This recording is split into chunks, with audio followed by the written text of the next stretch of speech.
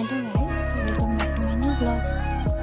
সানডেতে বেরিয়ে পড়েছিলাম আমরা ঘুরতে যাবো বলে।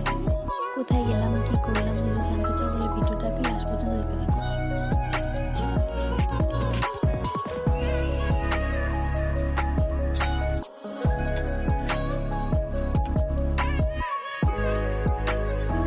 বললাম ভিডিও করছি, একটু থাকাও, তখন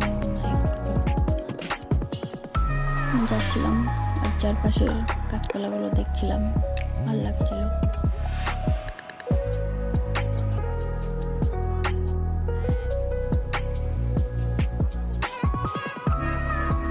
তারপর নিয়ে নিলাম একটা ব্রেক, এখানে ফুচকা খেলাম, একটু দাঁড়ালাম, দেখো।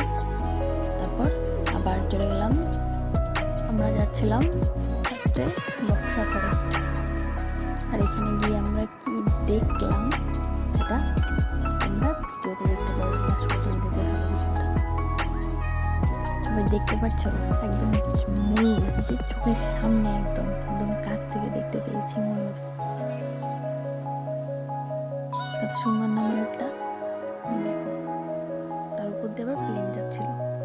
এই ময়ূরকে দেখতে পেয়ে রাস্তা একদম ভিড় জমে যায়, আর সবাই একদম ছবি তুলতে ভিডিও করতে ব্যস্ত হয়ে। চোখের সামনে এত কাছ থেকে জলজান্ত ময়ূর দেখতে আমার তো অনেক ভালোই লেগেছিল।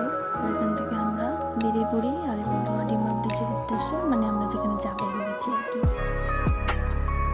দেখো সবাই চলে এসেছি আমরা আলিপুরদুয়ার ডিমা ব্রিজে।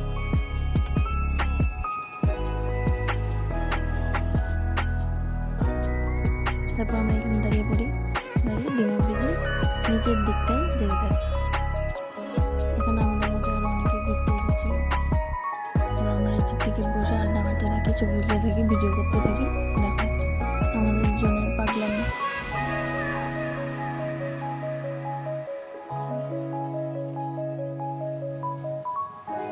দেখো আমি